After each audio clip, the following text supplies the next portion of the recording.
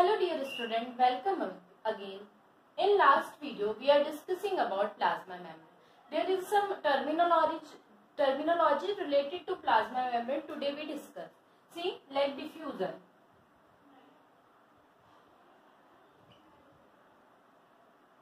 If we talk about diffusion, what is diffusion? You already learned about diffusion in your previous video, that the process in which molecule move from higher concentration to lower concentration is known as diffusion.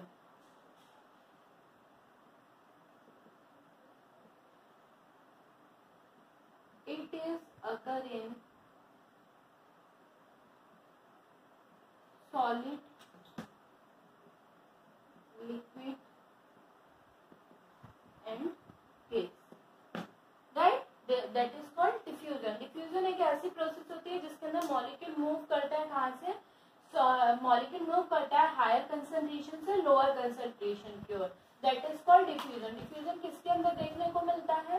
Diffusion हमको solid, liquid, gas तीनों state में देखने को मिलता है. The second one osmosis. Okay, osmosis. If we talk about osmosis, so the process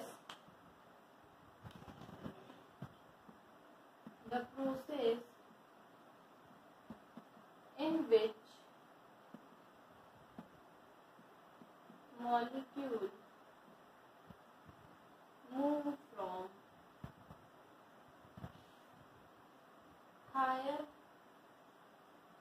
concentration to lower concentration with the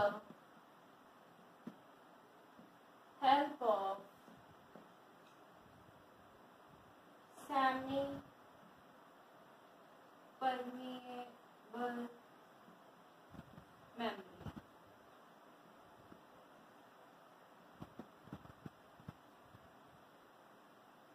It is occur in only liquid. Okay, diffusion एक ऐसी process जिसके अंदर मॉलिक्यूल मूव करता है higher concentration से lower concentration की help से. किसके अंदर देखने को मिलता है? सॉलिड, लिक्विड और गैस में. ऑस्मोसिस एक ऐसी प्रोसेस जिसके अंदर मॉलिक्यूल मूव करता है हायर कंसंट्रेशन से लोअर कंसंट्रेशन की हेल्प से, बस with the help of semi permeable membrane. Okay, और ये सिर्फ लिक्विड के अंदर देखने को मिलता है. अगर हम डिफ्यूजन की बात करते हैं तो हम हमारी डेली लाइफ में हम देखते हैं हमारी मदर किचन में कुक करती है फूड को, तो उसकी स्मेल जो होती है वो कहाँ पे फैलती है? पूरे घर में फैल जाती है. व्हाई? Because of diffusion. कैसे? जैसे आप लोगों ने देखा होगा कि क्या होता है, हीट जब टेम्परेचर लगता है फूड को, तो जो स्पाइसेस होते हैं उनका कंसंट्रेशन खाने में की तरफ ज्यादा होता है और वो क्या होता है, हायर से लोअर की तरफ मूव करता है जहाँ पे उसकी फ्रेग्रेंस नहीं होती. इसी तरीके से हम घर में अगरबत्ती लगाते हैं तो अगरबत्ती की भी स्मेल पूरे घर में स्प्रेड आउट हो जाती है. हम परफ्यूम लगाते हैं तो परफ्यूम की स्मेल हमारे आसपास फैली हुई रहती है. हम क्या बोलते हैं, CuSO को कॉपर सल्फेट की क्रिस्टल्स डालते हैं वाटर के अंदर तो वो पूरे उसके अंदर क्या हो जाते हैं, फैल जाते हैं हम.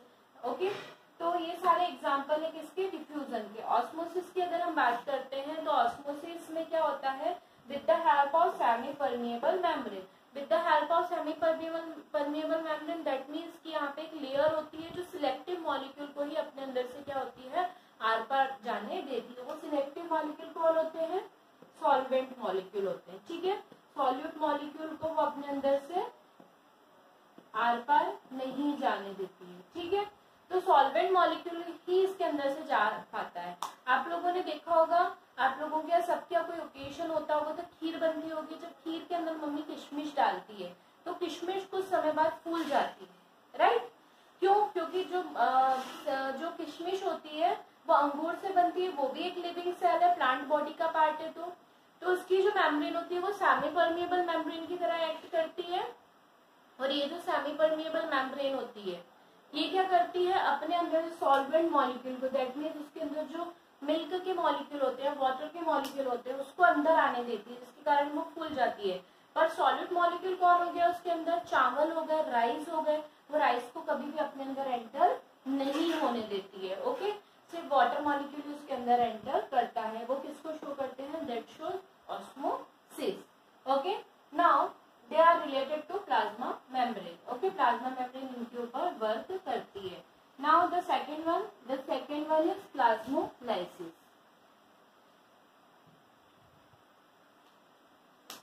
प्लाज्मोलाइसिस, आई होप सो आपने ये वाला वर्ड भी पहले सुना होगा, plasmolysis. Plasmolysis,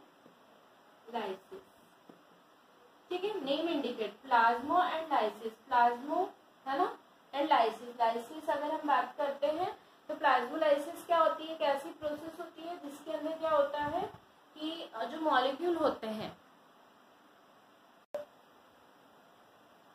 we are discussing about plasmolysis, the process of shrinking of protoplasm from the cell wall due to the exoosmosis caused by the hypertonic solution is called plasmolysis. Okay, plasmolysis is generally made up of two words, that is plasma and lysis. Plasma means fluid और lysis means to break down. That means क्या होना, जो internal fluid है किसी भी cell का उसका break down होना। दैट मीन्स जब हम क्या करेंगे, किसी हाइपरटोनिक सॉल्यूशन के अंदर किसी सेल मेम्ब्रेन को रखते हैं, सॉरी किसी सेल वॉल को रखते हैं, तो उसके सेल वॉल जो होती है, किसी भी प्लांट सेल को अगर हम हाइपरटोनिक सॉल्यूशन के अंदर रखते हैं तो वो जो सेल वॉल होती है उसका प्रोटोप्लाज्म क्या हो जाता है, श्रिंक हो जाता है। क्यों होता है, ड्यू टू एक्सो ऑस्मोसिस के थ्रू।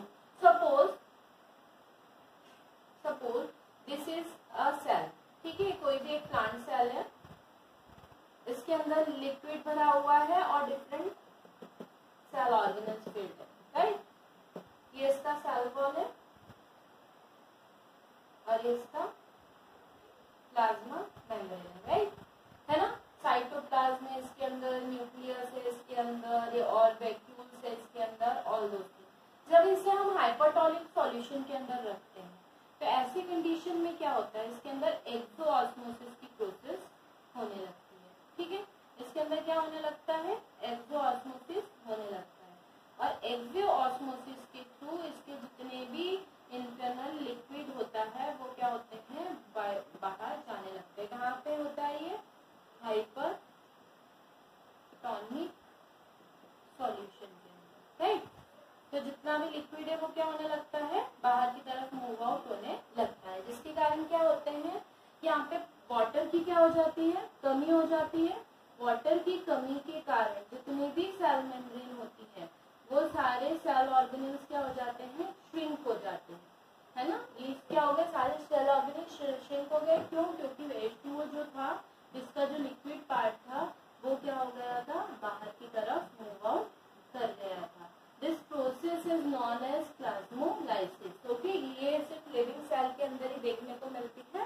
जब क्या होता है इनके अंदर, इनको जब हाइपरटोनिक सॉल्यूशन के अंदर रखा जाता है, ठीक है। कौन से सॉल्यूशन के अंदर, हाइपरटोनिक सॉल्यूशन के अंदर, that is called plasmolysis. Just इसके अपोजिट एक और प्रोसेस देखने को मिलती है, दैट इज कॉल्ड डीप्लाज्मोलाइसिस।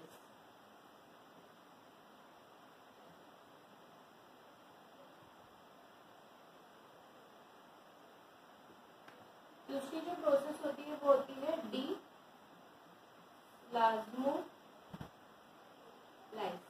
है ना, इससे रिलेटेड टर्म है।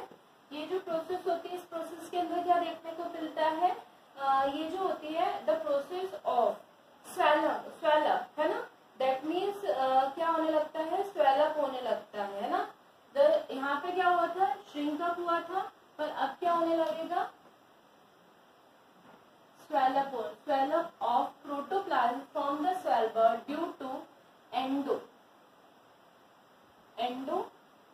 osmosis caused by the hypotonic, यहाँ पे क्या था, हाइपोटोनिक सॉल्यूशन था, और डीप्लाज्मोलाइसिस में क्या हो जाता है, हाइपोटोनिक सॉल्यूशन हो जाता है, hypotonic solution, that is called D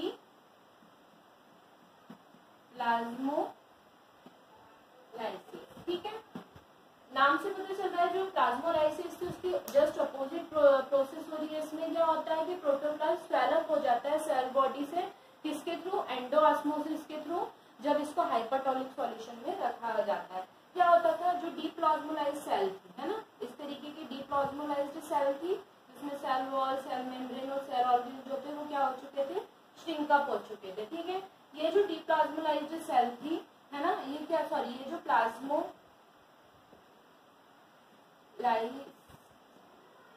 cell थी, इसको जब हमने किसके अंदर रखा, हाइपोटोनिक सॉल्यूशन के अंदर जब हमने इसके अंदर रखा, ठीक है, हाइपोटोनिक सॉल्यूशन के अंदर जब हम इसे रखते हैं, तो ये जो हाइपोटोनिक सॉल्यूशन होता है, इसका सॉल्यूशन क्या होता है, अंदर की तरफ क्या होने लगता है, मूव करने लगता है, जिसके कारण जो सेल मेम्ब्रेन होती है वो सेल मेम्ब्रेन कैसी हो जाती है, सॉरी, जो सेल होती है वो सेल कैसी हो जाती है, अपनी ओरिजिनल पोजीशन में आ जाती है। मतलब साइटोप्लाज्म इसके अंदर भर जाता है, सेल ऑर्गेनेल्स अपनी ओरिजिनल पोजीशन को क्या करते हैं, ले लेते हैं इस तरीके, और इस प्रोसेस को कहा जाता है डीप्लाज्मोलाइसिस। ओके, इस प्रोसेस को कहा जाता है deplasmolysis. Okay, I hope so clear होगा। प्लाज्मोलाइसिस की जस्ट अपोजिट प्रोसेस जो होती है that is called deplasmolysis. Okay, ये सारी टर्म जो थी किससे रिलेटेड थी, हमारी सेल मेम्ब्रेन या सॉरी प्लाज्मा मेम्ब्रेन और इनसे रिलेटेड थी। प्लाज्मा मेम्ब्रेन, सेल मेम्ब्रेन, इन सब से रिलेटेड थी। Osmosis, what is osmosis, what is diffusion, okay, what is deplasmolysis, what is plasmolysis. I hope so आपको ये सारे टॉपिक्स अच्छे से क्लियर होंगे। Now we are talking about the next topic that is cytoplasm.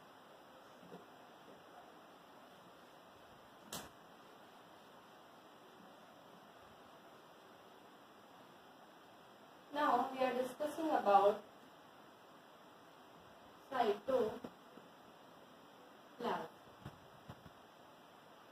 Okay, if we talk about cytoplasm, you all are aware that the substance of cell between the nucleus and the plasma membrane contain a various organelles and including is called cytoplasm. The distinguished protoplasm into cytoplasm, the nucleoplasm made by the Germany biologist Strasberg in 18, who give the cytoplasm term that is Strasberg. It's Strasberg, है ना, Strasberg in 1882 scientist थे जिन्होंने सबसे पहले cytoplasm के बारे में बताया था। उन्होंने बोला था कि सेल के बीच में एक लिक्विड भरा होता है प्लाज्मा मेम्ब्रेन और न्यूक्लियस के बीच में। किसके बीच में, प्लाज्मा मेम्ब्रेन और न्यूक्लियस के बीच में जो लिक्विड फिल्ड होता है, बिटवीन जो लिक्विड फिल्ड होता है दैट इज कॉल्ड साइटोप्लाज्म, जिससे क्या होते हैं, सारे सेल न्यूट्रिशन लेते हैं और जिसकी हेल्प से सारे सेल क्या करते हैं, सरवाइव करते हैं। जनरली अगर हम कंपोजिशन की बात करते हैं, किसकी कंपोजिशन की, साइटोप्लाज्म की कंपोजिशन की बात करते हैं, तो साइटोप्लाज्म का कंपोजिशन क्या होता है, कंपोजिशन मतलब वो किन किन चीजों से मिलकर बने हुए होते हैं। Generally cytoplasm is a semi-fluid jelly-like material. It is consist of aqueous, nearly transparent structure, grounded substance called cytoplasmic material or crystals. The latter they form about the cell volume about 90% of water. What they contain, 90% of water. Okay, they contain 90% of water. Other than that, it consists of various cell organelles, including in it also consists of biomolecules. It is also consists of biomolecules like sugar, protein, lipid, etc. Okay, amino acid, nucleotide, enzymes, vitamins, tRNA, है ना, necessary for biosynthesis process of cell. They occur a true solution. The cystol also consists a strong product such as glycerol, glycogen, starch. They also contain glycogen, starch, okay, then protein, colloidal in the form of colloidal state. The cystol is the crystallocolloidal system which water and solvent disperse medium. The cystol contain water material too. It is set of many metabolic pathway of glycolysis, synthesis of fatty acid, nucleotide, some and some amino acid. Okay, so यहीं पे क्या होती है, glycolysis की process होती है. Glycolysis आप पढ़ चुके हैं, रेस्पिरेशन का एक प्रोसेस है जो जिसके अंदर क्या होता है, ग्लूकोज मॉलिक्यूल का फॉर्मेशन होता है. या आप ऑलरेडी आपकी 10th क्लास में ग्लाइकोलाइसिस के बारे में पढ़ चुके हैं. इसके बारे में हम डिटेल आगे पढ़ेंगे. ओके, तो ग्लाइकोलाइसिस कहाँ पे होता है, साइटोसेल के साइटोप्लाज्म में देखने को मिलता है. इसके अलावा ये न्यूक्लियोटाइड, अमीनो एसिड, इन सबके सिंथेसिस में भी क्या करते हैं, हेल्प करते हैं. Now if we talk about the if we talk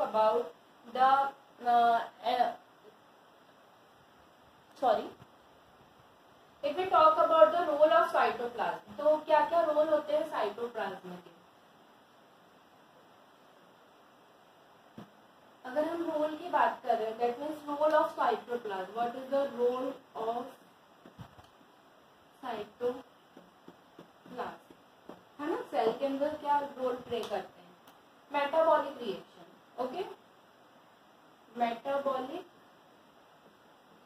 reaction, the first function it play a metabolic role in a various reactions. Cytoplasm is a set of metabolic process including biosynthesis of fatty acid, saccharide, nucleotide, protein, etc. मतलब ये वो जगह होती है जहाँ पे क्या होती है, सारी मेटाबॉलिक प्रोसेसेस होती हैं. बायोसिंथेसिस होता है फैटी एसिड का, सैकेराइड्स का, न्यूक्लियोटाइड का, प्रोटीन का, इन सब का, है ना. ग्लाइको ऑक्सीडेशन की प्रोसेस यानी ग्लाइकोलाइसिस की प्रोसेस भी कहाँ पे होती है, साइटोप्लाज्म में होती है. और ये साइटोप्लाज्म में क्या है, मेटाबॉलिक रिएक्शन है.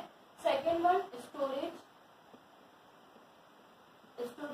How storage, cytoplasm is also the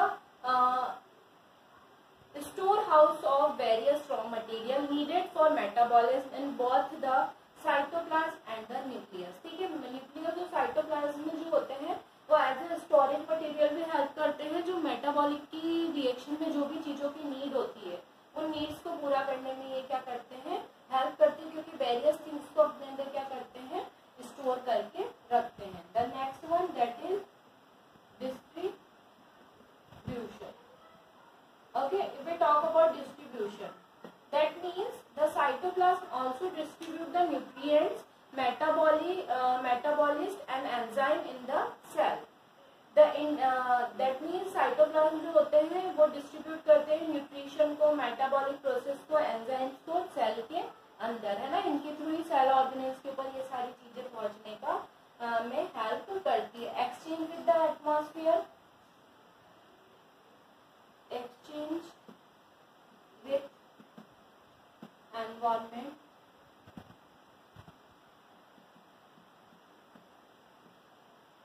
okay. And the next one streaming. Okay, streaming of cytoplasm matrix serve many function already mentioned. Okay, so this is the structure of cytoplasm and this is the role of cytoplasm in our cell, or this is the main functions of cytoplasm in our cell. I hope so आपको ये topic clear होगा. In the next class we are discussing about the next topic, that is endoplasmic reticulum. What we discussed, endoplasmic reticulum. Okay, in the next class we are discussing about endoplasmic reticulum and some other cell organelles. So till then, have a nice day. Goodbye, students.